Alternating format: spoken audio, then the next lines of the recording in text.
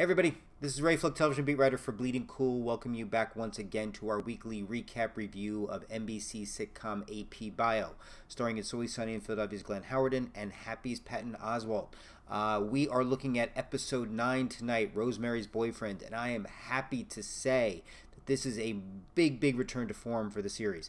You know how I felt about last week's episode. I'm not going to keep beating a dead horse, but it really stumbled last week, and this was just a fine return to form for the show. So there are a couple of things I'm going to be talking about as we go into the storyline, so it'll be kind of a pseudo recap review, but again, I just thought it was a really strong return to form. The focus of the episode had to do with Jack and it being his mom's Rosemary's birthday. And on that morning, when he's getting prepped in what is a very sad, almost pseudo-Norman Bates type existence, especially with the whole shower. And by the way, that saucer cup combo, I think my mom had that when I was little, so I wasn't sure how to feel about that. But he gets greeted by a gentleman bearing birthday balloons and condoms. And apparently it is Rosemary's old, I guess, boyfriend, you could call, bump buddy, whatever we want to go with it, played by none other than Michael Gross. For those of you who know Michael Gross, remember from Family Ties, Mr. Keaton. Yeah, that was very cool. Very nice to see him on this episode. But so apparently they meet up, and Jack's very uncomfortable, and Jack doesn't know what to do about this, but he just feels like this guy's intruding upon his life and forcing him to feel things that he doesn't want to feel. So of course, Jack's plan is, this guy wants me to go and celebrate some big emotional thing at my mom's gravesite, so I'm going to come up with something that's just going to kind of bombard him. But of course I can't think of anything, so I'm going to rely on my class once again to do my bidding. But here's the problem. The class is basically up to here in a sex education project in which they have robo babies to take care of. It monitors how well or how poorly they're taken care of, and they're driving the kids crazy. Now, this is part of a secondary storyline involving Durbin, Jack, and Michelle. Michelle's teaching sex education. One of the things she keeps railing about is, and I think this is also kind of a nod to the state of Ohio and what their practices are, but Michelle keeps referencing the idea that she's not allowed to teach safe sex, but she has to teach this. And it's very interesting. It's a very pointed message on the right kind and how we go about teaching sex education to students in the classrooms. So I thought that was a very interesting way that went. But we've got the students that are now completely distracted by that. So Jack, what he does, he comes up with a plan because he's Jack, and this guy's driving him crazy because he just doesn't want to have to deal with the situation. So he divides the room in half. Half the room comes up with a plan to take down Brandon. The other half is basically taking care of the babies, who just seem to always not stop crying for some odd reason, which we're going to find out. But it turns out the one half of the class isn't really pulling their weight, and so of course you have to leave it up to, of course, Erika to come up with the main answer, and the main answer of course being that, oh look, Brandon's got a daughter who's in the area.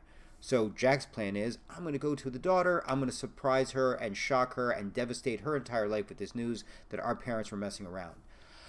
No surprise, she already knew. She wasn't too thrilled about it either, and you see that there's a lot of chemistry between the two of them, and lo and behold, next thing you know, they figure the best way to get back at them is essentially to have sex, which they do, which makes her now Jack's 25th, as he so proudly proclaims to the class. So now he comes waltzing back into the classroom thinking he's got everything good to go. He's got that master bomb now to lay on Brandon when they get to the gravesite. Now, while all this is going on, the babies, for some reason, just are not stopping crying, and it is driving everybody nuts. And we see Michelle is speaking with Durbin, and she's like, look, everybody's hating me. Parents are hating me, teachers are hating me. It's just, at one point, the coach, we hear, threw a dirty diaper at her, which is, she goes, that means it had to come from his nephew or something, which means he had to travel to work with it. But it was a really good line. And that's when Durbin kind of divulges the idea of like, look, I'm concerned about the budget, right? So I kind of had to go for some cut rate babies. So they're a little irregular. Think Abby Normal, like the brain from Young Frankenstein was probably the best way for me to think in that moment. I was like, oh, okay, that's not good. So that explains why the little babies are going nuts and nothing is working for them. So please keep that in mind, because now we got to go flashing back to Jack. Now Jack, of course, he's at the gravesite. Brandon's there. He's like, oh, this is fantastic. We're all just going to be able to get along. We're going to be able to open up. And Jack just says, hey, I slept with your daughter. Brandon doesn't care. Brandon, as he says, I'm very sex positive. Look, Jack, look how I was with your mom. You guys get along. Apparently there's some good sexual chemistry going on. And Jack, as we saw in the first episode, just does not well with fighting older men. Throws a really slow, lame punch, gets punched in return, turns into a wrestling match that, of course, ends with Jack on the ground and not in the positive, good, I got the upper hand sort of way. So, again, Jack needs to stick with his age group or younger, maybe start with toddlers, work his way up. So, we are left now with an angry Jack who goes storming back in to the classroom and just is losing it. Big, shiny black eye, just beaten up, angry, downtrodden, and he's listening to these babies go over and over, and they're crying, and they're crying, and they're crying.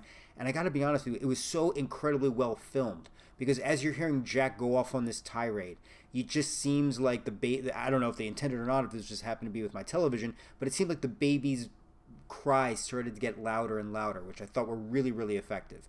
But there's just this moment where Jack just snaps and collects up all the babies, and I'll be honest, I had kind of a spoiler doing the preview pictures and everything for this, so I kind of knew where it was going, but even that didn't prepare me for what I saw, which was just an amazing scene. It's just this big laundry basket, big rolling dumpster thing full of these robot babies, and next thing you know, as Rika's like, where's my kid? I can't get an F. She goes running down to find where Jack's at, and everybody's following her, and there's just this wonderfully soothing yet painfully disturbing scene where Jack is finally coming to terms with his mom's death.